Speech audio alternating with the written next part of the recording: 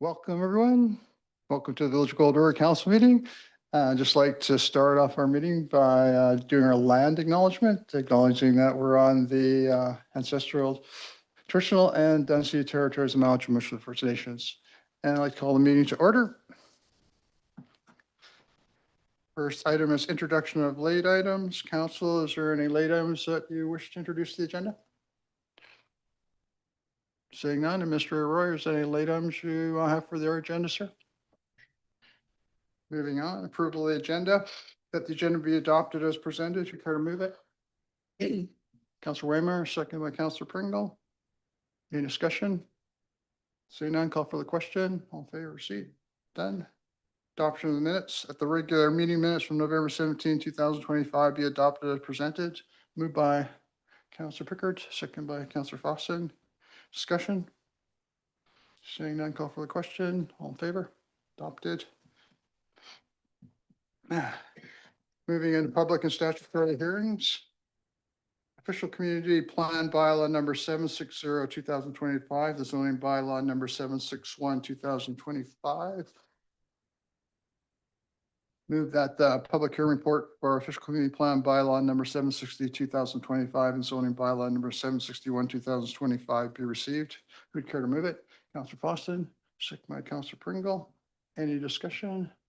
Seeing none. You have to do the hearing before you can do this one. Okay, and members of the gallery, anyone wish to speak to this?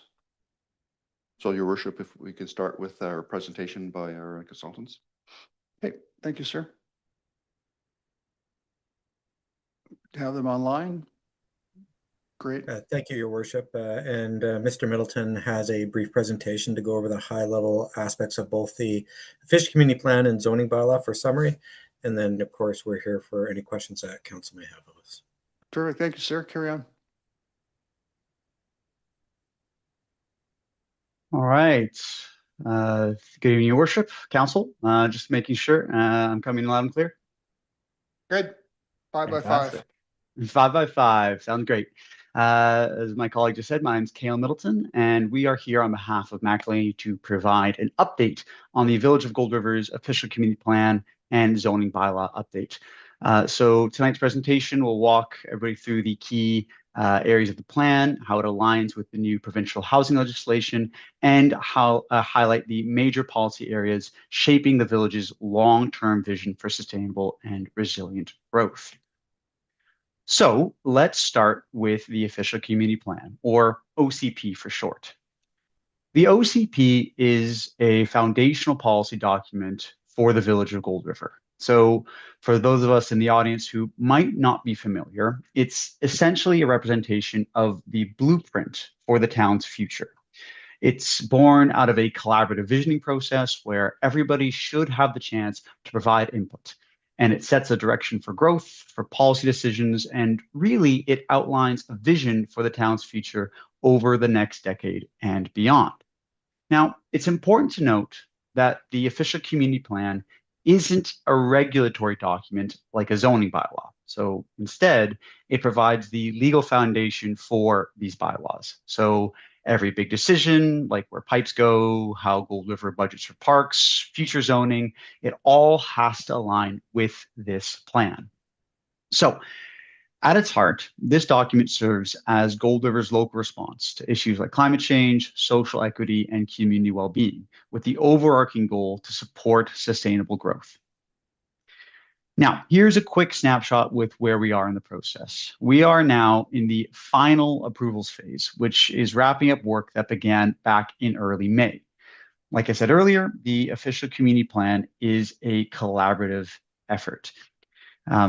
There's a quote by one of my favorite authors, Jane Jacobs, that says something like, "Cities and towns have the capability of providing something for everybody only when and only because they are created by everybody." So to everybody who came out to our open houses, to our surveys, thank you. So the structure of the OCP covers a wide array of community aspects, and the document is divided into 10 main sections. And for tonight, we'll be focusing on 6 of those sections. So high level, the land use section ultimately defines how land is used and managed throughout the community. Our goal coming into this was to keep the strong vision from the 2018 official community plan, but to make it simple and easy to use. So I'm just getting a message right now that I'm not actually sharing my screen. I thought I was able to do so. Give me 1 second here. Let's do one of these.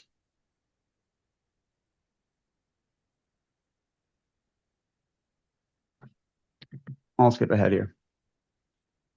Just making sure that's all coming through just fine. Perfect. Yes, you're showing. Okay. Thank you. As I was saying, so our goal coming into this was to keep things simple, make things easier to use. And what we've done is we've effectively taken our 13 designations in your official community plan from the 2018 version, and we've parsed it down to 6. Those being our residential, commercial mixed use zones, industrial, civic use, rural, and parks and open spaces. Ideally, this reduces overlap and makes the intent of each area clearer. And this should create a more flexible framework for future developments. And the result is something that's cleaner, it's easier to interpret, and is still true to Gold River's original direction. So this map should give you a visual sense, I'm glad I'm sharing my screen now, of those land use designations and how they're distributed across the community, and essentially where growth is expected to occur and where preservation remains a priority. I'll leave that up for just a moment. Now, moving on to the housing section. This is an especially critical section of the official community plan. As discussed earlier, the province is requiring us to use a specific methodology to determine a final amount of housing units that must be facilitated by the OCP. Now, these calculations shown on screen cover a broad array of different categories and are broken down into 5 and 20-year projections. So what we've done is, based off those calculations, we've estimated that as a part of our analysis to see how much housing can be created through the regulatory framework of the official community plan and zoning bylaws, we've determined that Gold River currently has capacity for roughly 1,115 net new units, which far exceeds both your 5 and 20-year housing targets. Additionally, we've also added new policies to support more flexible housing forms. So things like secondary suites, infill development, small-scale multi-unit housing, all things to make it easier to meet local need over time. Now, on to our economic and development and resilience section. Gold River already has a really strong economic development plan, and a lot of that great work is now embedded directly into the official community plan. We worked closely with staff to capture key policies and integrate them into a single framework. And we've mostly built upon the idea that there really is a solid foundation to Gold River's downtown. And through the official community plan, we've aimed to create policies that build on that by creating a robust framework that supports small businesses, growth, tourism, and future investment opportunities, all primarily centered around Gold River's core. Now to infrastructure and mobility.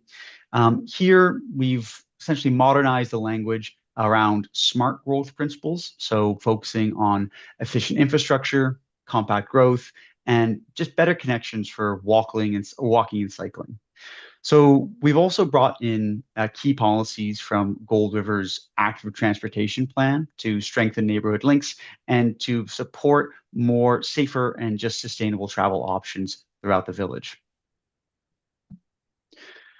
Now, Gold River's natural setting is one of its, I'd argue, greatest strengths. And this section, the I should say nature and park section, not infrastructure mobility, I'm noticing a typo there, places a lot of emphasis on protecting and enhancing the environment. So policies in here support stronger emphasis on climate resilience, energy efficiency, and ecosystem stewardship. while continuing to support community use and recreation of these places that we love in Gold River. In this section, we've also reinforced support for the potential redevelopment of Nimkish Park, which should ensure that it remains a central community gathering space. Now, moving on to our land use map and development permit areas. We've already gone over our OCP and land use maps, so I'll go over the development permit areas. Effectively, what we've done here, and I should go over what development permit areas really are. They're a planning tool under the Local Government Act that allows municipalities to guide how development happens in certain areas that require special attention. So what we've done is we've simplified the development permit areas down from 4 to 3 by combining previously the Gold and Heber River and undevelopment land development permit areas into one. So not much change there. There's just a cleaner structure behind it. And as you can see here on the screen, the 3 development permit areas outlined by the OCP are as follows. In orange, we've got our commercial area DPAs, which guide form and character of commercial, industrial, and higher density multifamily development. The purple areas are the environmental and hazardous condition development permit areas, which cover riparian areas and steep slopes to protect sensitive ecosystems. And the green areas show multifamily residential development permit areas, which support well-designed infill housing to scale that fits surrounding neighborhoods. On to zoning. So what exactly is the difference between zoning and an official community plan? Effectively, what zoning does is it takes the intent of the official community plan and turns it into enforceable rules by regulating what can be built, how large or tall buildings might be, where they can be located, and what activities are permitted on each property. So Gold River's previous zoning bylaw is pretty complex and a bit outdated. It had inconsistent language and just way too many redundant zones. I think we counted up to 10 unique residential zones and even a specifically designated helicopter landing zone. So here's what we did. We reduced the amount of unique zones from 24 to 15, modernized the language and simplified the overall structure, and aligned it with the OCP's vision and with the requirements laid out through Bill 44. The result is, we hope, a clear, much more functional bylaw that's easier for staff to administer and for any applicants to understand, while also maintaining the overall community's intended land use and the direction where we want Gold River to be. Thank you for your time and attention. Yeah, that includes our overview of the official community plan and your zoning bylaw update. And myself and Kevin Brooks will be happy to take any questions about the process or any of the policies discussed tonight. And again, to everyone who took part in the process, thank you so much. We could not have done it without you, and your input was incredibly valuable. Thank you. Thank you very much for your informative presentation. Excellent. You're going to stick around and field some questions? Absolutely. Terrific. Council, do you have any questions that you might want to address to the presenters? Nope. We go to gallery CAO. Gallery, is there anyone that would like to address any questions to the contractors that put together the OCP? That would be any speakers for or against the bylaw? Okay, if you want to speak, you're welcome to. You just have to come up to that mic there, introduce yourself, and you're welcome to ask your questions. Your presentation must have been very comprehensive, and you must have had an excellent report because nobody has any questions. You fielded everything preemptively. Good to know. It's just any questions online there, Administrator Rowe? Okay. No, Your Worship. So we did have the motion read out. We had it moved in second. Oh, some discussion? Councilor Pickard. Thank you through the chair. And just wanted to say thanks, Kaylin and Kevin, for coming again, and just reiterate, we've had a presentation before, and thanks for taking the time to give another presentation at the hearing to the residents who came out, and thanks for giving us such a great looking plan. It looks really flexible and clean, and I feel now that, you know, we've had that new policy with Bill 44, that we can, if things align with the community plan, that we don't need public hearings. I feel a lot more confident going forward. We have one that's a great roadmap for Gold River for what we want, and balances stewardship and protection of our environment and our precious parks and forests that surround us, but also gives a really clear picture to residents, owners, developers, and investors about our plans and what we want here, and future growth and the nature of new development and what we want to see here. And also just want to say thanks to everyone who came out, and for you guys for making it a really open and transparent plan. And I love the quote too, that it's everybody's plan. This is, you know, we'll use this document over and over and reference lots of bylaws from it, and we'll be able to kind of tie in new legislation from the government. So yeah, it's a great living document, and it's great the community's been part of it. So thanks to you and Kevin and your team for making it so flexible and clear and great. Thanks. Well, thank you for your comments. Through your worship, council, thank you. Thank you. Any other discussion, council? No.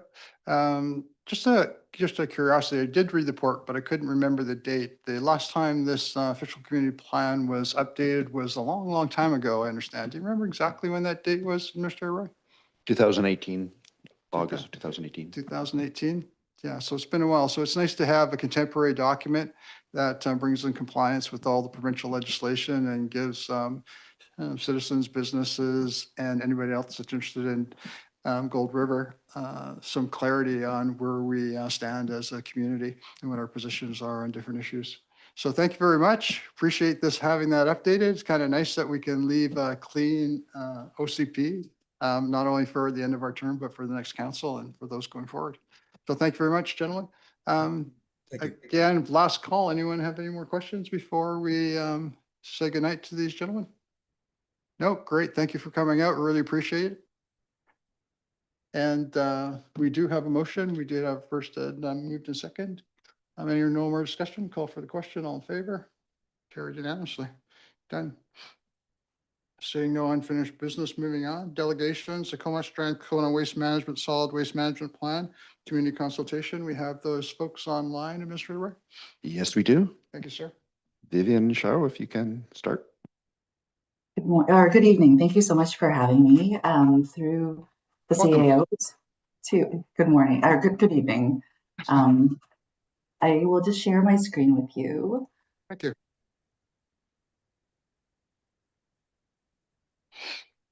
Are you able to see this?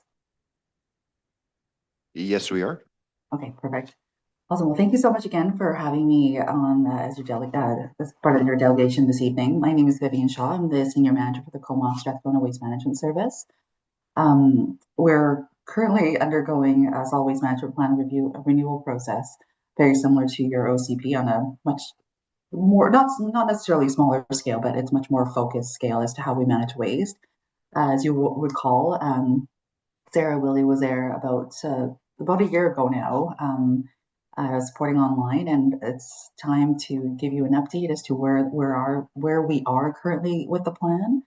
And again, very similar to Mr. Middleton and Mr. Brooks's presentation, our plan is a long-term vision as to how we manage waste, so garbage, recycling, and compost. And this plan is really defining the programs and the services and the infrastructure that we'll be focusing on for that next 10 years. Again, that's that blueprint as to how we manage waste. But not, kind of different from what the OCP is like. It really provides the policy, and it is really that regulatory document for how we manage solid waste. It provides the guiding activities, the policy development in conjunction with the other regulations and operating certificates that we operate under. And it forms the basis for the bylaws once we implement the solid waste management plan once it's approved. Sorry, let me just.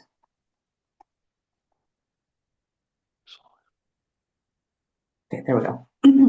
So we're currently operating under the 2013 plan, which wasn't really that long ago, but there's been a significant growth in the region. So our region encompasses both the Strathcona and the Comox Valley regional districts. And between 2011 and 2023, based on the last census data, we've seen about a 13% increase in population, which is again driving a lot of the growth conversations that we're having across our service area. And furthermore, the province is asking us to keep these plans updated so that they are, in your words, a more comprehensive plan as to how we manage that so that we can meet those changing public demands and policy shifts that we're seeing at the provincial and federal levels. And we want to make sure that we're staying ahead and not being caught off guard by any of these waste disposal options. So our ultimate goal here is to meet the provincial obligations by improving our waste diversion. To the provincial target is 350 kilograms per person per year, and we're currently sitting at about 551. So there's quite a bit of room for improvement that we can do for all of us across the region.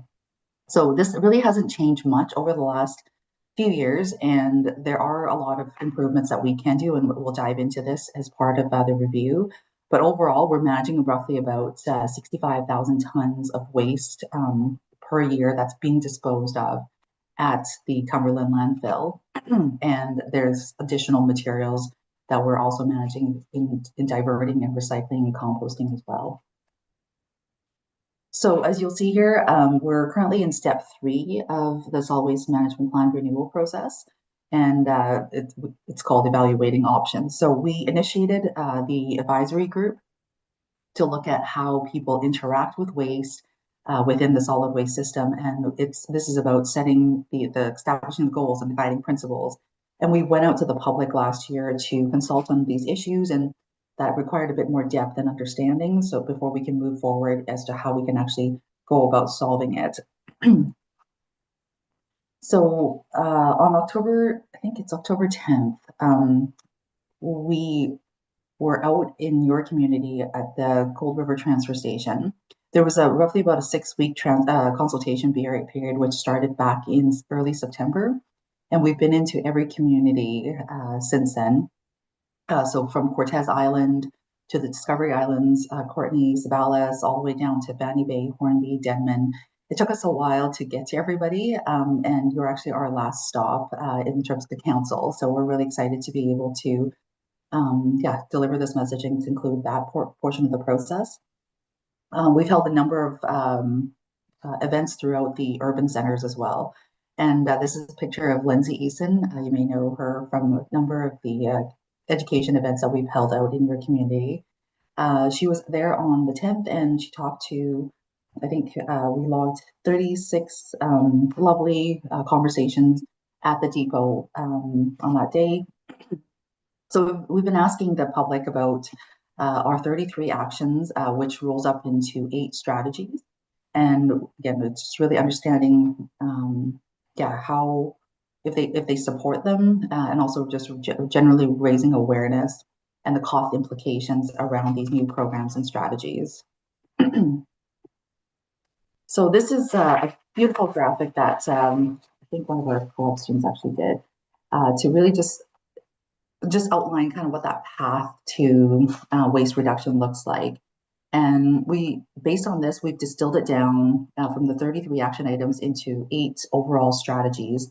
And these are, again, things that we want to be able to be approachable and relatable as to how people manage and interact with waste in their daily life. So at your work, at school, at home, and through the construction and the renovation projects that you do at home. So there's lots of opportunities, and it's all kind of identified throughout here. So I won't necessarily go into every single one of these, but just really parsed out the ones that would be pertinent options for Gold River. So this is usually the first question that comes up. What is this going to cost me? So on the financial side, our board has asked us really to focus in on making sure that the cost implications are reasonable, emphasize then that and they really emphasize that we need to really truly follow the user pay principle as well. So we've split initiatives up into those that will be recovered through user pay, so full cost recovery, and then those that have to be funded through general revenue. So based on what we've been able to gather, we've aimed for an increase of roughly about, the board has basically given us a bandwidth of about 3 to 5% of our general operating budget, which is roughly about, our operating budget is about 18 point somewhat million. So for the average household, that's valued at about 670,000. This would equate to an approximate annual increase of about $7.50 per year at the current, at the existing CSWM taxation rate. Again, I won't go into all 33 actions. I know a pretty strict 10-minute limit here, so I'll just kind of blitz through some of these key strategies. The first one being supporting reuse. So that was one of the themes that we heard through those 30 some odd conversations that Lindsay had on the 10th. And this is really around providing those options for folks to be able to provide another second life for materials that they no longer want or no longer need, but can pass along to others. There's, again, lots of really great reuse facilities that thrive in our rural areas. I know there was one in Gold River, but it has since shut down since COVID. But there are, again, lots of really great opportunities for those. There's one, there's the ones in Hornby, Cortez, but recognizing that there is a lot of work that goes into those, and most of them are volunteer driven. So through this action here, the primary goal is to, again, promote and resource the existing efforts that there are in supporting these reuse initiatives. So this one here, the key action we're proposing is to financially support the island and remote share sheds where volunteers or local municipalities handle construction, operation, and funding and staffing of these depots.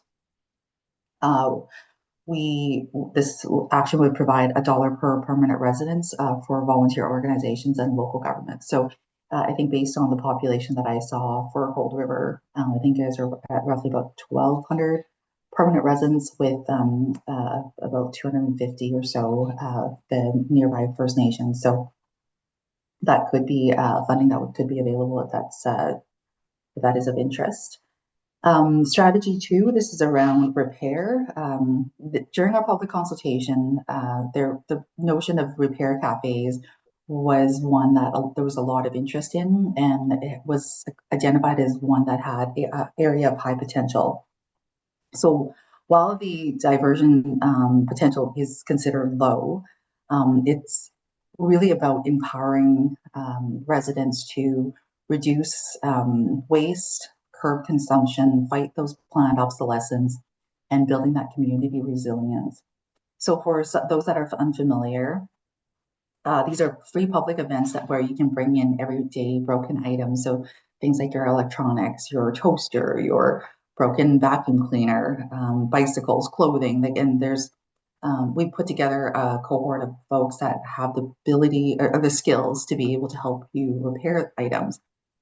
So these are just like really perfect, great examples of guiding principles 1 and 2 in action. We've been, CSW have been supporting these events since 2019, in Courtenay. And we've been hosting them, a number of them now, every year. In Campbell River, Cumberland, we've had one in Denman and Quadra Island, and there was one actually recently up in Tasses. And this is something that we are really continuing to do. We get lots of really great feedback on them, and we recognize that repair cafes won't necessarily really shift our tonnage numbers, but we recognize that their benefit goes way beyond just diversion. It's about shifting that behavior in consumers, teaching people the value of resource and advocating for that reduced consumption. So there's lots of really great benefit to providing this as an option. Moving on to strategy 3, encouragement of waste diversion through education and outreach. So this is something that we're already doing. It's about ensuring that we're informing residents, businesses, and our community partners as to how to empower people to participate effectively. This is one of the common themes that we heard from the residents in your community. And we, since in our current solid waste management plan, we've built a really robust education strategy to drive behavior change. And we've really focused on schools, landfill tours, and just that broader community outreach. These are cost-effective and highly valued service that promotes diversion. So the key action here is that we're looking to continue that through our school educator and our community educator. One of the key action here is to establish a mobile source separation equipment to help improve waste diversion at community events. So when you have those annual events, there's going to be infrastructure available to help support and provide the sorting stations specifically for those public events, so that by providing the right bins and the resources, signage, and all of that, it's going to really help facilitate separation at these gatherings, helping people apply that knowledge in that practical setting. And then number 5, this is about leading by example. At our head office in Harmston in Courtenay, we have introduced organics diversion in the kitchen, and it's something that we're really looking forward to be able to, again, showcase and be able to demonstrate that the value in this through just leading the charge. And in this case, it's really about encouraging local governments, looking so that at your village office or at the rec center, consider implementing solutions within your own buildings and improve those practices. And we have really great resources within our team to be able to help support, whether it's signage or just informational materials. We'll be there to help support you along the way. Strategy 6, this is moving on to the ones that's actually going to move the needle. So on any given year, we have roughly anywhere between 1/6 to 1/5 of the waste that's being deposited within the landfill is construction and demolition waste. So this is where we're actually going to be able to, again, start to really dive down into the materials, the quantifiable materials that we can actually remove. So this is our second largest category of the materials that's received at the Comox Valley and the Campbell River facilities. And in 2017, our audit actually showed that about 18% of the materials that's currently landfilled could be diverted. And there is existing technologies that exist for an additional 24%. So things like shingles, carpet, concrete, the rest of things like treated wood, those are not currently divertible, but we're constantly looking for markets for those. So again, there's already work being done. So we're diverting drywall, wood, rubble, metal, and things. There are opportunities within Gold River for a lot of these as well. But despite this effort, the diversion rate for construction and demolition is only around 42%. And we need to be closer to that 70%. So these are some of the strategies that we're looking at, that we're proposing. The first one is presenting kind of policy recommendations to local governments to require pre-demolition assessments. So these are assessments that would provide identify opportunities for a building for perhaps maybe relocation or deconstruction before a straight up demolition the permit is issued. There's also an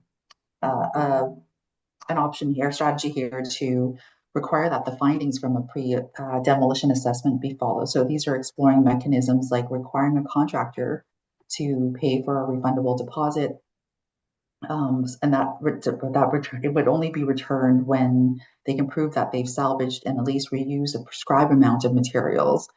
Just really, again, making sure that people are really looking at the buildings as a resource and seeing ways that we can, again, either reuse or resalvage and put that into more higher value use than coming to the landfill. And then lastly, supporting local governments in expedited permits. So If there are ways to be able to incentivize folks to be able to look at those relocation and deconstruction or move on projects, that could be a way whereby local governments can help support these endeavors.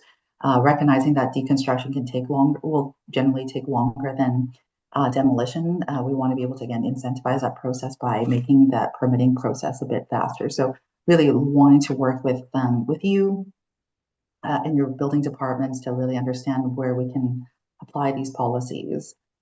And then lastly, it's about equalizing access to services. So there are a number of service area that covers remote, urban, and rural areas.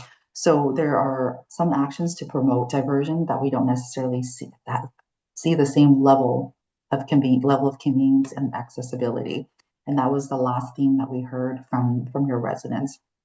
So the first one being developing the convenience level standard, and that's evaluating how materials are disposed of based on the prevalence of their prevalence in our lives, their hazard levels, and how much we want to keep them out of the landfill. So we've tried to use this as an opportunity to collectively decide on what people should be able to have access to on the regularity of disposal and accessibility throughout the service area. And then the last option here, Action 29, is requiring that all businesses and households separate their garbage, recycling, and compost before disposal. So this is, it's called mandatory source separation. And it is, just really providing people with the necessary bins so that they can separate and source separate their material so that we can just really, at the end of the day, manage only the residual waste. And that is the last of the strategies. And this is, I think, just a really quick snapshot of the community events on October 10th at the Gold River Transfer Station. And with that, I conclude my presentation and hope happy to take any questions. Thank you very much for your presentation. Very enlightening. Councillors, do you have any questions that you'd like to direct towards the presenter? Mr. Waymer. Thank you very much for the presentation. The word grant came up quite often, but more often of the Village of Gold River giving out grants. What sort of grants are out there so that we can support certain programs like the Repair Cafe with, perhaps community partners or something, or do they exist? Yeah, I don't know if we haven't necessarily called them grants, but these will be pockets of money that will be made available should these strategies be approved by the board. So it's not necessarily in the same way that you'd have to compete for, say, the provincial or federal grants. These would be buckets of money that would be pre-approved within our annual budgeting cycle, so that the communities that I guess qualify. So, like, if you say, for example, if you have like a share shed or a repair cafe, these would be monies that would be made available to the communities within CSWN. Any follow-up questions? No? Good. Councillor Pickard. Thank you through the chair, and thank you, Vivian, for your presentation also. It was a fascinating and in-depth presentation on garbage, but it was really great. Thanks for all the details, and I just wanted to say thanks a lot to you and your team at Strathcona Waste Management. We had some really good garbage cleanup days in the past, and we're really grateful you guys waived the fees for all that trash. And also we've had some residents with some creative diversion strategies from going to the landfill, but we're not recommending that to residents, not the woods and the forest. And yeah, we have some, I know the village and some private properties have some quite a bit of maybe deconstruction or demo fees, looking at kind of their upgrades. So I'd be really interested to hear more about your programs for options where service is limited and what kind of strategies you might have for remote communities with that. So we'll stay tuned. Thank you. Thank you. Thank you. Anyone else? Nope. Oh, certainly, Councilor Pringle. To the chair, I just wanted to say thank you for sending the garbage lady to the schools. The kids really like her. And they Oh, learn. Tina does such a great job. She's got the enthusiasm and yeah, she can really make the kids relate, especially through the waste audits that they do. I don't know if you know, but they literally sift through the waste and to really understand and parse out what is recyclable and what's not. And they are always shocked at the amount of compostables, the crinkly, it's usually the crinkly wrappers and things like that that have alternate homes. So it's enlightening, I think, for most folks. And we've noticed a bit of an improvement on our playground, so thank you. Good to hear. I'll pass it along. Council, any other questions? Nope, hearing none. Thank you again for your presentation this evening. Really enjoyed it. And thank you for coming out. Have a good evening. Thank you. Bye now.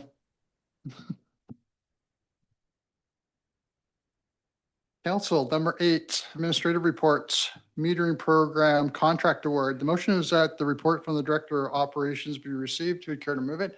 Councilor Waymire, second by Councilor Pickard. And before we go into discussion, we have Director of Operations Doxy online. Director of Operations Doxy, would you care to speak to your report, sir? Before we get into our discussion, just highlight some of the things that you might want to draw to our attention. If I may, through your worship, sure. I guess the first is that based on our estimate versus the proposal returns, we are on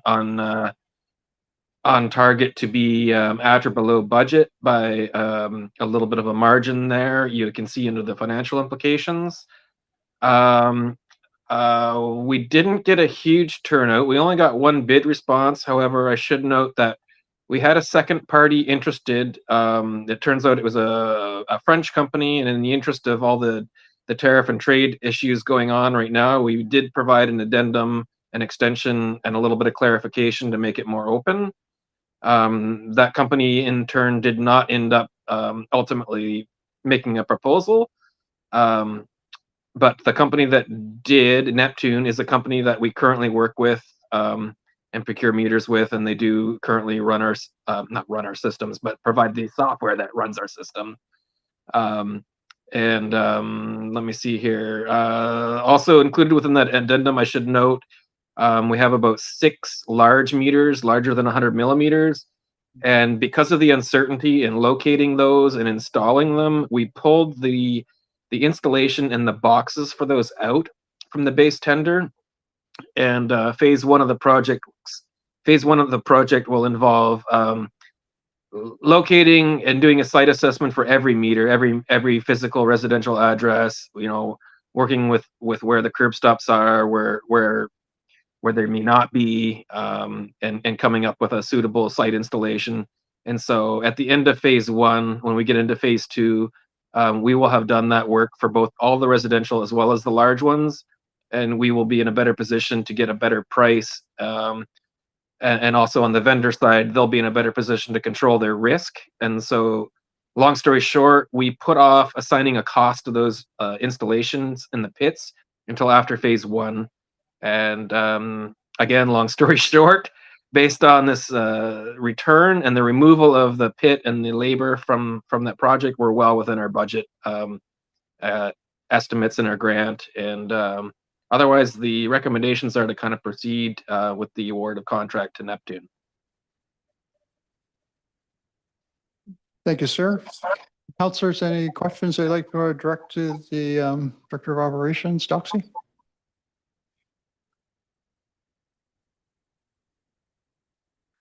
Councilor Paulson. Thank you, through the chair. Just a question here. Do we have any, I don't know if you can answer the question, or maybe it'll be up to our administrator, but do we have any way of protecting the village from cost overruns from the proposed people to take on the contract, i.e. there was an issue in Port Alberni where the contractor had cost overruns and it ended up costing the city of Port Alberni about an extra $3 million.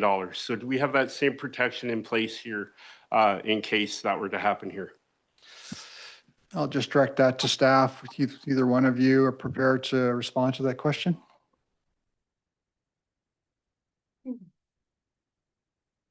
Joe, did you want to take that one? In the abundance of silence, I'm not intimately familiar with the Port Alberni project.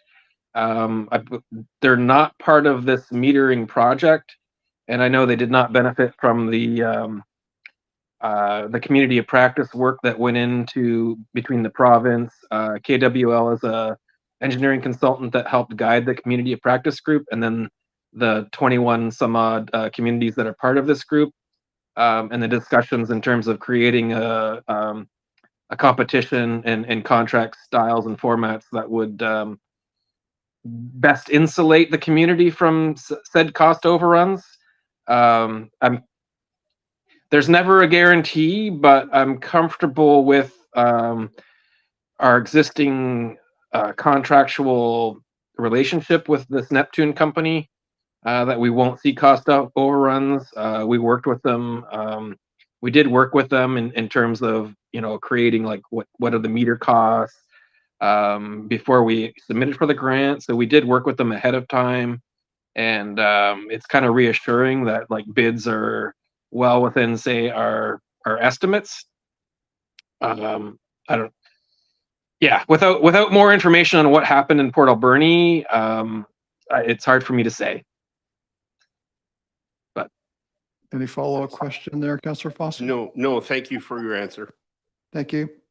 Councillor Pickard. Thank you through the chair.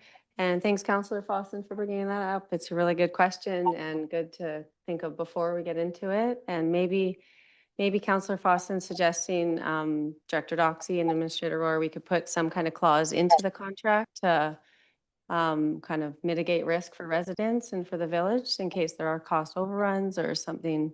We've seen with Connected Coasts and all kinds of projects everywhere that there's a lot of time delays and cost overruns. So I don't know, Director Doxy or Administrator Roy, if we're able to put something in the contract to kind of protect the village and stay within the budget. Our contracts already have our rates established to the things. If there is something to be changed, that's actually would be a change order, and that would be discussed and negotiated. It wouldn't be something that would just automatically happen. So it would be a decision point by our Director of Operations at that point if it's a relevant change order that's needed and what the cost impact is, and then we'd have to address it in that manner. But generally, we're protected by what we have in the contract as long as we don't have to go outside of what's in the contract. Councillor Pickard, you satisfied with that? Thank you. Did you have a follow-up question? A separate one. Go ahead. Okay, thank you through the chair. And this is, I think, more for Administrator Roy.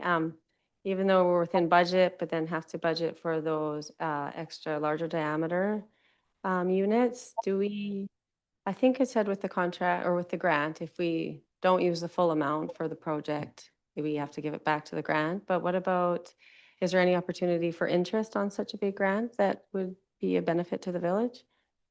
Thank you. Depending on the wording of grants, a lot of the grants do require us to add the interest back into the program. I haven't looked at the specifics of this specific one, but generally that is the practice that happens, is that interest is added on to it.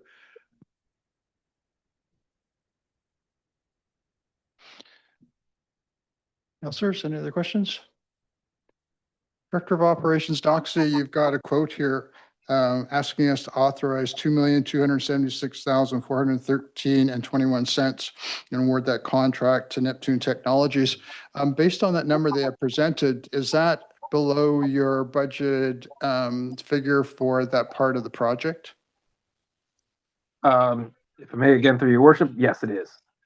Now, I believe reading the report, you stipulated that it was so many. Have we got too many mics on? Is that what we're running into? To get the sound later. you stipulated in the report that it's so many $1,000 under the actual budget for this phase. Could you refresh me on what that number was? It's difficult. I did that in a spreadsheet. It's effectively about 2.4, would have been about 2.45, something like that. I'm just doing ballpark in my head here. Would have been the amount. Now, so the number that I immediately subtracted would have included the meters and the installation. So the 182 is probably closer to about 2 in savings at this point in time, at this level of the contract. Just when I did the estimate, I estimated the meter size and the installation all as one fell swoop. And as part of that last that not change order, the addendum, when I broke out those 6 meters, it was just the pit installation and installation, but the meters, which are usually at that size, they can be, $10,000-$15,000. Those are already included in the base bid. So we should be in comfortable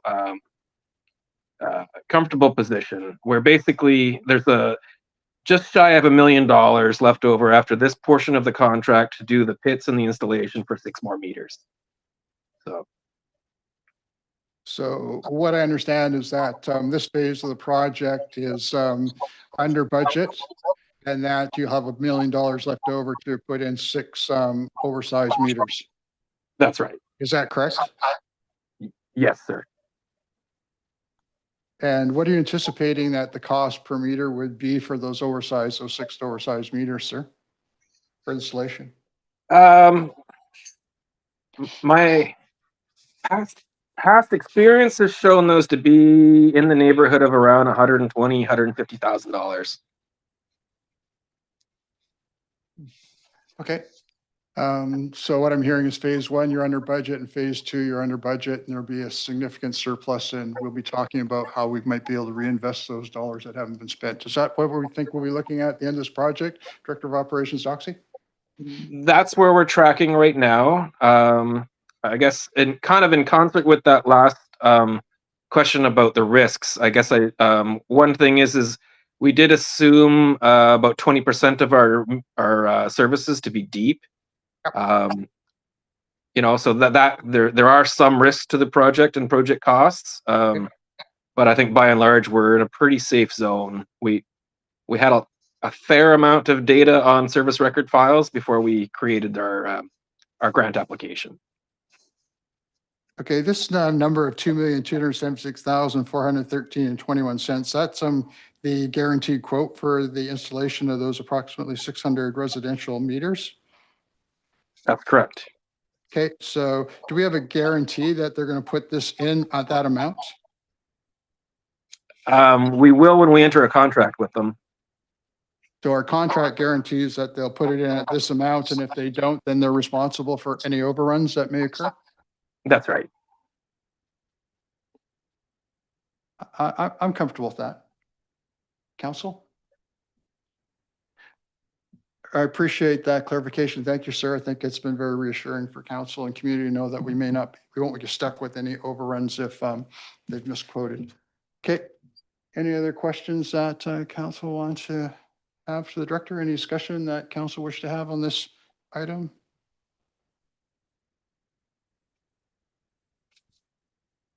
So we've moved it. We have a first and second. No other discussion. Big number, even though it's grant money. No other discussion. Everybody's happy? Okay, call for the question. All in favor? All opposed? Motion is carried. Councillor Foss is opposed.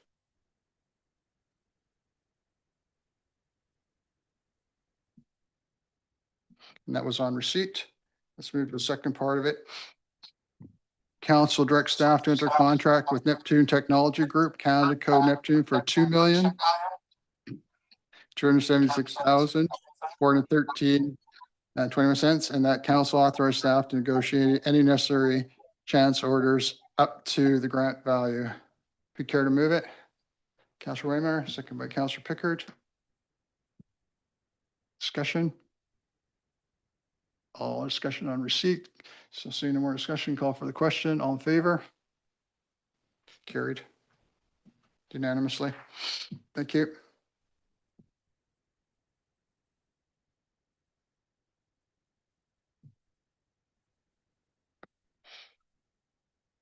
I hope you're still with us, Director of Operations Doxy. 8.2, well one replacement option feasibility study. The motion that council accept the report is attached entitled well one replacement options as information. Who care to move it? Councillor Fawcett, second by Councillor Waymire. Before we get into discussion, again, Director of Operations, Doxy, would you care to speak to your report, sir? Sure. Through your worship. As a first step towards drilling a new well and going through the permitting process, we had engineering consultation explore some options for us, and one of them was that came up was drilling instead of drilling another well in the existing well field down in Marlin Field, was drilling a well in another location. In the location that surfaced, floated to the surface, no pun intended, was the Scout Lake area, as it would have been up near our existing reservoir, required minimal pumping. And so we included that as an option for exploring the feasibility of. And the consultant has written a report, and that is attached for your information. Some key takeaways are there is a plausibility, let me rephrase that.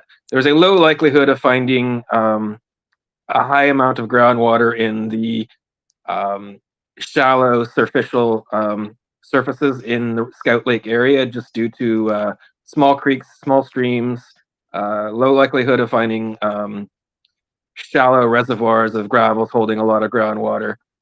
There was some potential, and the rock type, I guess I should say before I get into the next part, the rock type in there is granitic and contains a low amount of fractures suitable for containing groundwater. However, desktop review, there are some faults in that area, very kind of like generically speaking, like, large scale mapping that could be present in the area. And those faults could hold considerable groundwater. The risks, though, to doing exploration in the Scout Lake area is that it would take some exploration to locate these faults and to drill them and to ascertain the amount of groundwater. And so that would take land acquisition. It would take land preparation.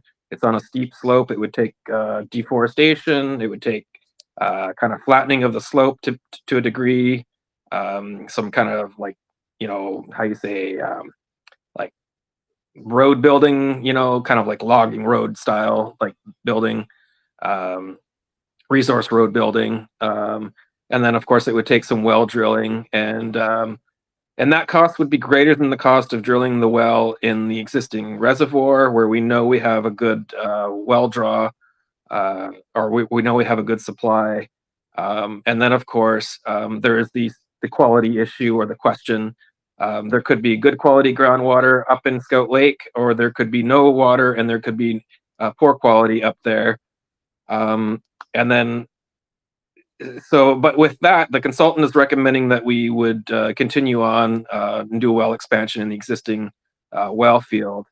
And from there in the report, I apologize if it's confusing, but I included some tangential information from Vancouver Island Health that they're working on us actually completing and doing, and that is a water system assessment. And so some things that they're making us do are creating a wellhead protection plan. So we have done a protection study some years ago. A lot of the science behind that will not have changed, but we have never seemingly developed a wellhead protection plan, and that needs to be formalized.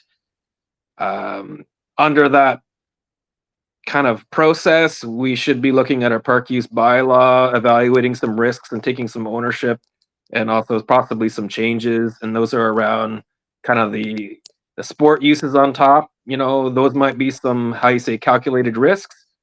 Some of the camping, that might be falling into a category where it's an unnecessary risk that doesn't happen at a frequency that's worth our investment or continued investment. But those will be some choices and some conversations that we need to have under the wellhead protection plan, and that will entail kind of the creation of a committee, and there'll be some community involvement and some council involvement. So that's not a, like, don't get me wrong, that's not that's not an end result declared, but like a process that we need to go through and some questions that we need to ask and answer. There are other things. The creation of a new well will trigger a groundwater at risk of pathogens study. And there are other factors down there, like those aforementioned ground uses. There are force mains on the surface, particularly towards the south of that area. And so taking a calculated kind of approach to this and doing the hazard assessments that are recommended, the flood hazard assessments and the condition assessments are well situated in time to, I guess, inform us on how we want to proceed, when we need to proceed. And I guess to further complicate it, if we went and drilled a well up in Scout Lake and we'd say we were successful, we would still end up having to do this groundwater with risk of pathogens. And it may further complicate what treatment would look like if it were forced out of a GARP assessment. Drilling multiple wells up in the Scout Lake area and finding sufficient water within a fault area could entail a lot of additional drilling and a lot of additional land acquisition and a lot of additional like permitting and resource road building. Kind of there, like, just everything is just kind of leading back to using the existing reservoir where we've got it in the Marlin Field area. And so with that, maybe I'll open it up to questions and see if council's got more specific questions. Thank you, Director of Operations Doxy. Council, do you have any questions for the Director? Councilor Pickard. Thank you through the chair. Thank you, Director Doxy, for speaking to your report. And I just have kind of a couple bigger picture questions and then some more detailed ones. But so in the report, the original report, Coors and Associates Engineering 2002, they had a forecast for the growth of the population that was not realized. So we have a lot less people. And they also recommended replacement of well 1. But given that we have less people, and as far as I understand, we don't really use well 1, we're only using well 2 and 3. Do we think it's necessary to do a wellhead replacement in 2028, even and without even doing the assessment of well 2 and 3 before? Director of Operations Doxy. If I may, again, through your worship, the short answer is no. It would be a prudent investment in the sense of having some redundancy. So right now, well 1 could not replace well 2 or 3. It's a fraction. It's about half to a third of the capacity of well 2 and 3. And so if we're shut down for maintenance at any time, like winter, we can keep up with well 1 as it is, but any other time, we would be having to invoke water restrictions, utilizing the water conservation bylaw. The other aspect of it was even back in the early 2000s, when well 1 was investigated, actually I think it was later on, there was some rehabilitation work done on well 1. The screens were found to be badly worn, and production was actually increasing, indicating that those screens were worn and wearing further and at risk of basically collapse. So well 1, if you know, should be re-drilled at some point in the future.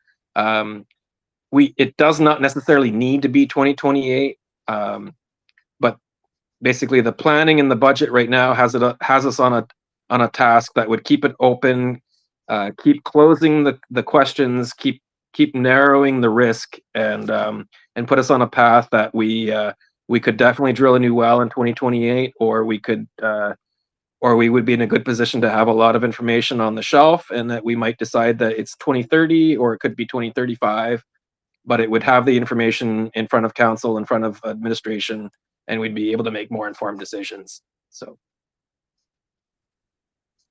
Councilor Pickard, follow up. Thank you, through the chair. Thanks, Director Doxy. And also, do you know right now, do the wells have that the Water Security Act required from 2016 that all domestic water well users apply for water licenses? So do you know, do those have water license under the WSA? Again, if I may, through your worship, no, they've not been licensed yet. So we do need to kind of register them here. Okay, thank you. Yeah, so I think we have to register them. We won't have that historical date of first use. We have to register them as new applicants. And then, so if we're doing another well license for a new well, current wait times for water license are around like 2 to 3 years, they've been estimated. So just keep that on our radar. And then triggering kind of the WSA well license, you know, I think it's, if we're looking at a new well, then I think all residents and all council should be aware that we have to go through that GARP assessment, so that groundwater pathogens at risk, and just, you know, that this might trigger one of the things that we love so much about being in Gold River is untreated water, so that, you know, getting a new well, we'll have VIHA come and inspect it and just have on our radar that could be a consequence of this. And Director Doxy, what do you have any thoughts on that, or do you think that there's high likelihood of VIHA requiring disinfection or filtration of the water? Difficult for me to comment on VIHA from a director standpoint. There is the interest of public safety is going to always be at the front and center of my my recommendations, and so disinfection is likely in the future, whether it's in the medium or short term or long term. It is in the future.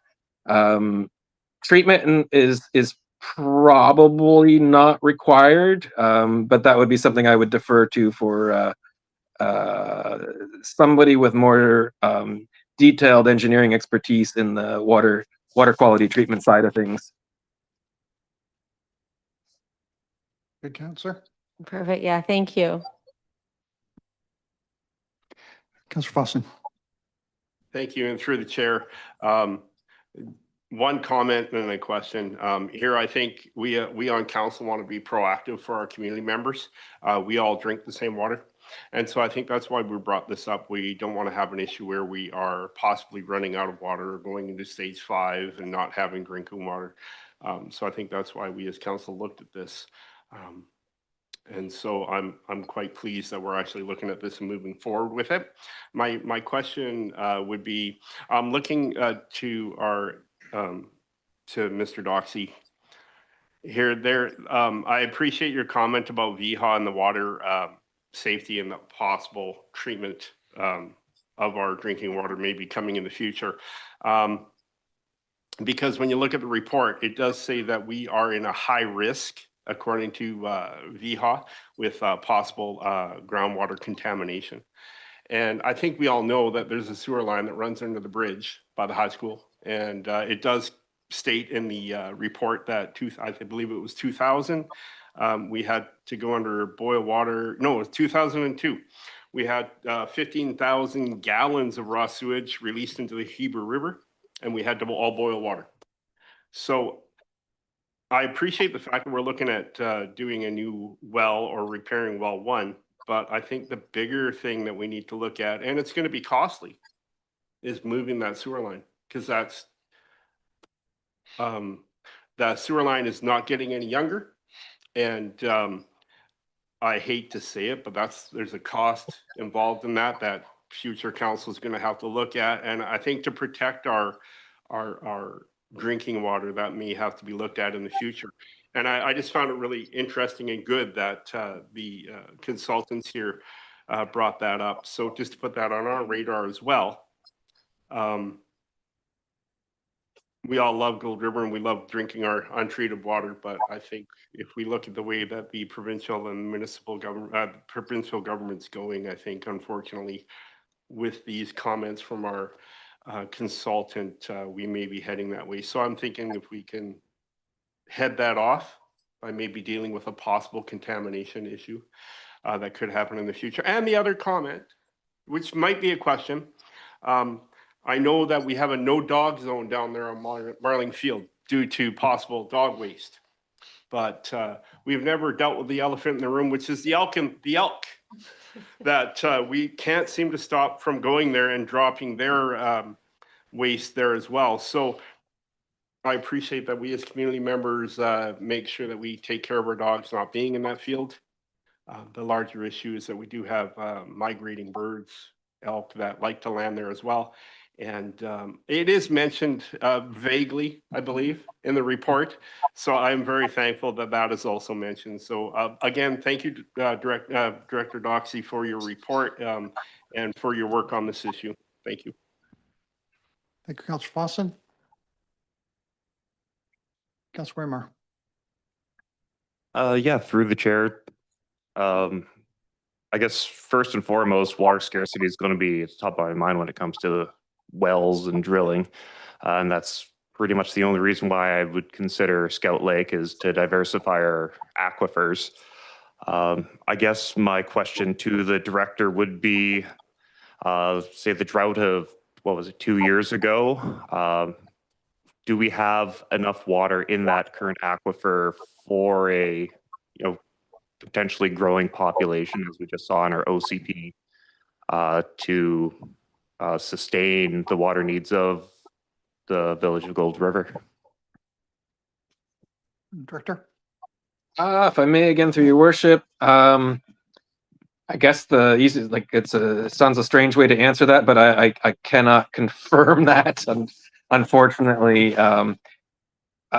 getting a firm handle on the exact quantities and the recharge rate of groundwater requires a lot of information, a lot of science, and there's a lot of uncertainty.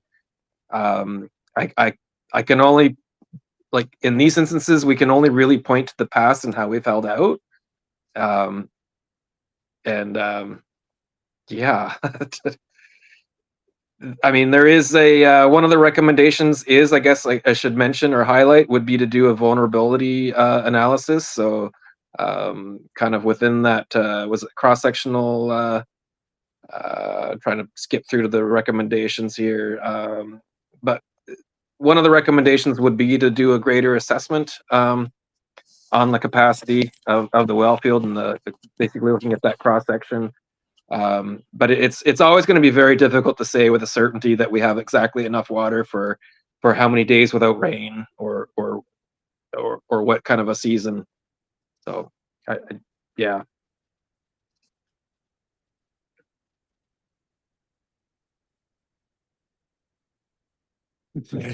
Councillor Waymire. Sorry.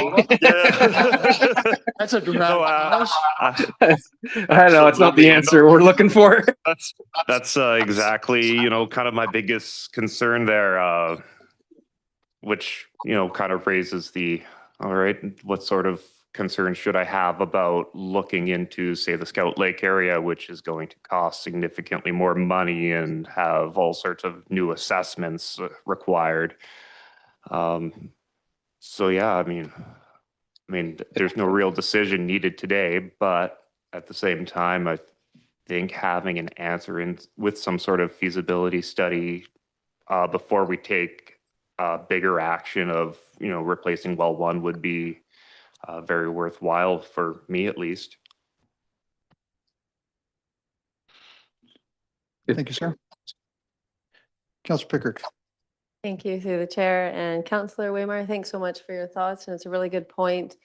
Although down at Marling Fields more intuitive where all the wells are, it's the same aquifer. So when we're in droughts in those later stages in water conservation, and especially as we've seen effects of climate change and snowpacks being less and water reducing around, it's really, I think, good to take our time and really think about this, right? Because it is going to be expensive, whichever way, more if it's a different location, but also And as Councillor Foston said too, the sewer line is right going past down at the wells there. So I think really getting it right and figuring out where would be the best option to have enough water for the current population in drought conditions, but also a growing population. And the place where we can have defer treatment the longest too would be the best. Have just the Gold River water that we all know, and that's so healthy and delicious. So good luck, Director Doxy. Thanks.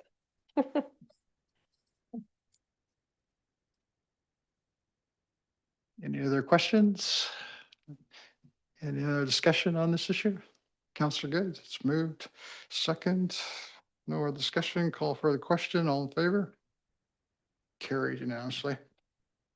Reports from council. Didn't we just do a report yesterday?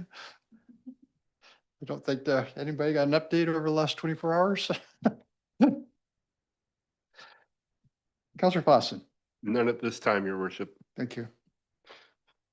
Councillor Pickard. Thank you through the chair.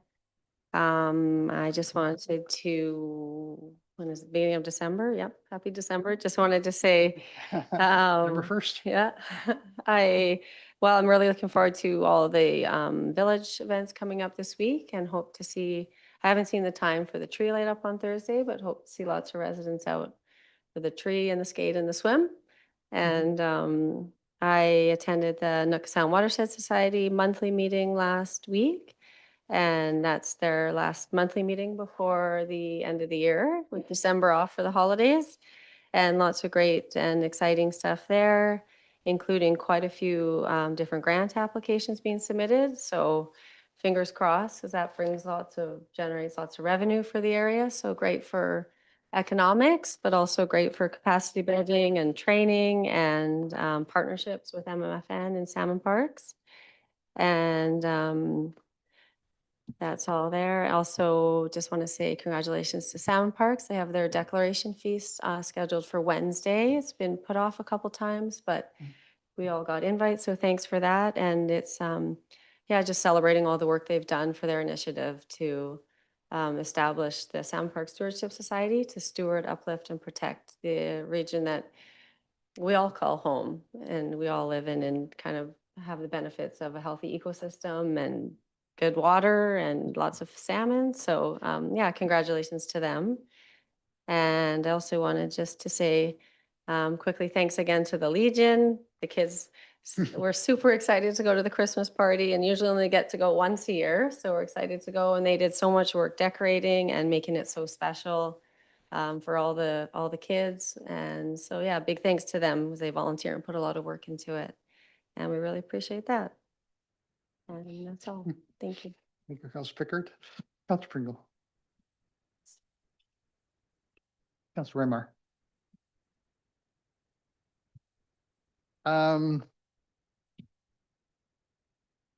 This month, as well as other months, but this month in particular, I always look for opportunities to help out where I can help out, and contribute where I can contribute, and give where I can give. It's a season of giving and helping those out that are less fortunate.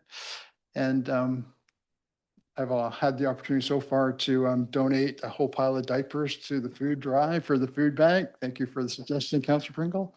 I've also had an opportunity to donate a gift certificate for a gift basket at the Ray Watkins Elementary School.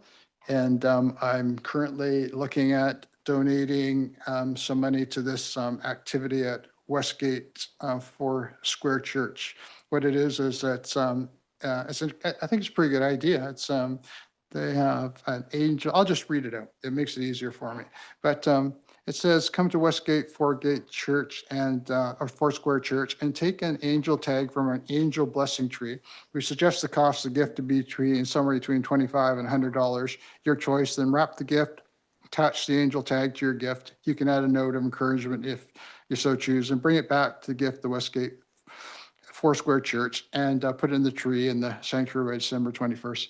It's another one that I'm going to be doing, and there's other ones that are available in the community. And I'm going to be looking for those too, but I would encourage people during this month to embrace the spirit of the season and look for opportunities to give. And if you are looking for an opportunity to give, that's one idea that I can share with the community. And as other ideas come up, I'm sure there's other ideas. You find your own, but yeah, if you do have the opportunity and you're capable of giving, please do during this season. Yeah, and that's about it for me. Until tomorrow night, I guess, when we have to report it. No, oh no, this is the final one for the final meeting for 2026, final council meeting. Great, so we're not meeting tomorrow night, thank goodness. Move on to information items then. 10-1, work in progress. The motion is the council receive the work in progress for information. Who care to move it? Councillor Weimer, second by Councillor Pringle. Any discussion? Not seeing any. Call for the question. All in favor? Carried unanimously. No reports to committees. Bylaws. The first one is 12.1, official community plan bylaw number 760, 2025. The motion is that the official community plan bylaw number 760, 2025 be read for the third time and adopted by title only. Who care to move it? Councillor Fawson, second by Councillor Weimeyer. Any discussion? Good presentation, good discussion then, I think. Call for the question then. All in favor, carried unanimously.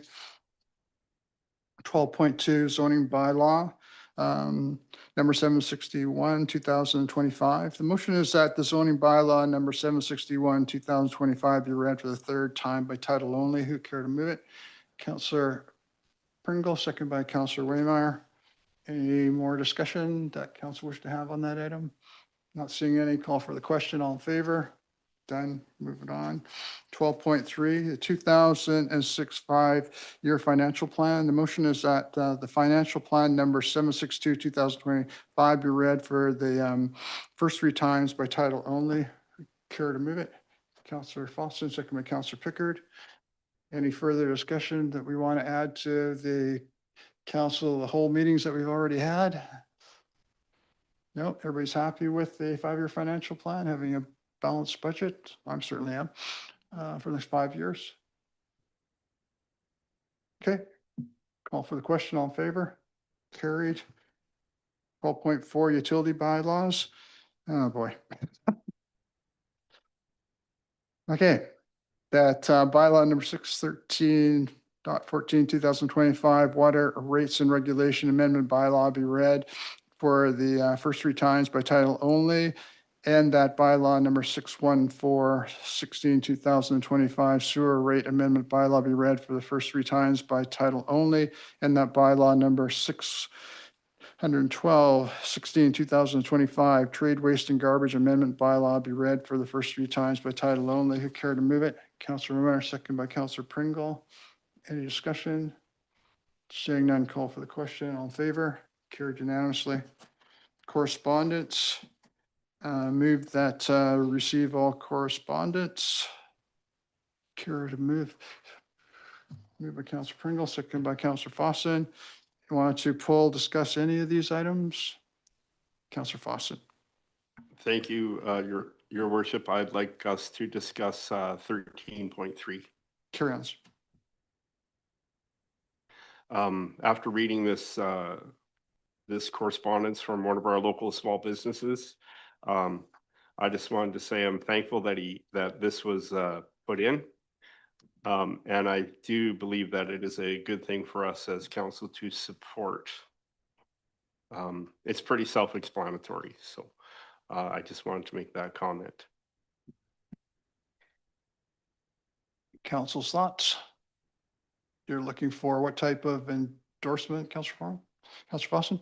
Thank you, Your Honor. I am looking for a letter of support for what is proposed here in the letter. Councillor Pringle. I also support Mr. Fawson, or Councillor Fawson, and the letter. Councillor Weimeyer, Councillor Pickard, your thoughts? You're good with that? Okay. Staff? If that's the council's motion. Okay, any discussion on it? It is a motion. And do you need a first and second then? First and second, that's good. Okay, call for the question, all in favor, and you'll draft that for us. Thank you, sir. Good. Any other discussion on correspondence? All good? We moved that we received it. Okay, and that's first and second, call for the question on receipt. All done, move on. Thank you. New business, seeing none. Question period. Do you have any questions online, sir? Not at this time. Gallery, do you have any questions? If you do, you're welcome to come up to the mic, introduce yourself. You know the drill. All good? Okay, thank you. Notice of motion. Councillor Waymire. I'll give that to you, sir. Yeah, so I'd like to make a motion that council direct staff to identify, pursue, and apply for wildfire mitigation grant funding that would enable the Village of Gold River to offer free yard waste drop-off days for residents, and that staff report back to council with a list of eligible grant programs, a recommended application strategy, including potential partnerships such as with MMFN, and estimated costs, staffing requirements, and proposed schedule for implementation. Second by Councillor Pringle. Any discussion? If I may, your worship, I did hear from Sean Koopman with the SRD. He does a lot of our grants along in this area. He just wanted to pass on that MFN has currently just received their funding for the next 2 years. So the odds of being able to partner with them on a grant is not in the near term future. And just so you're aware, we are eligible for up to 150,000 in grants when we go for our Fire Smart community resiliency stuff. And we're in the process of already doing stuff on that. And as a reminder too, we do the curbside chipping program, which is an accessible and low barrier option for getting some yard cleanup done. Great, thank you for that information. Say all right. Councillor Waymire. Was already live.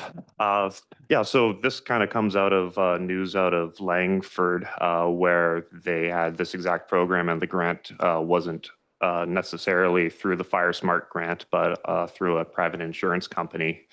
At UBCM, we had emergency preparedness town hall, and they had a speaker from an insurance company who's more or less said there's going to be a lot more investment in kind of risk mitigation and that sort of idea, because I mean, wildfire season and all that is becoming more and more prevalent. The costs are going up, and every dollar they put into mitigation is many times over saved in remediation. So that's very much where this comes from. I know a decision we had to make earlier in our term was of having to charge for yard waste dumping, and that's probably contributed to more dumping within our forests. So the ability to seek another opportunity for a grant, not necessarily through Fire Smart itself, but through some other organization, could be quite beneficial for us. I know it puts another thing on our staff's plate or cup that's overflowing. I know we've got plenty of stuff already in the work in progress, but I'd like to at least put this on the radar. I recognize that it will only receive the attention our staff can really give it, because we do, ask a lot from them. And don't give them very many resources to achieve that. So, I mean, thank you very much for everything that you do. So that is very much where this is coming from. Get it onto the radar and, move forward. Thank you, Councillor Waymire. I enjoyed that explanation. I'm sure other people also did. Councillor Pringle. Thank you to the chair. Thank you, Councillor Waymire, for bringing this to our attention, because I didn't go to UBCM. So I really appreciate that this is something proactive for all of us to be doing. And it's really timely, because we don't know what's going to happen this year. we're gonna get record snow or rain or something. Just, we don't want locusts. Yes. It's a biblical thing, isn't it? Councilor Pickard.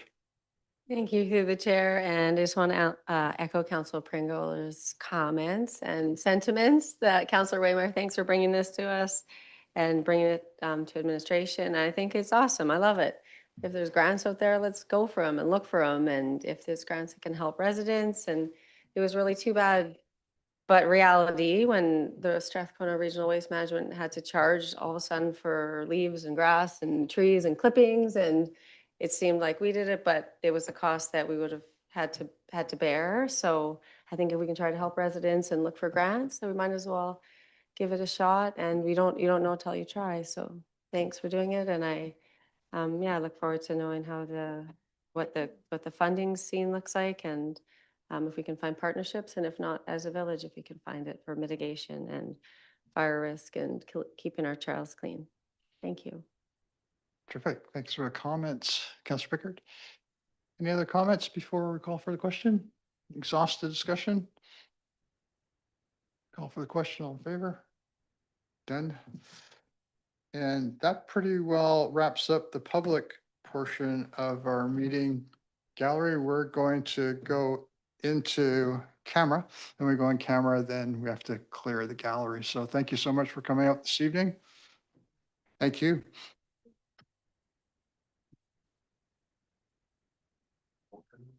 I'll make the motion.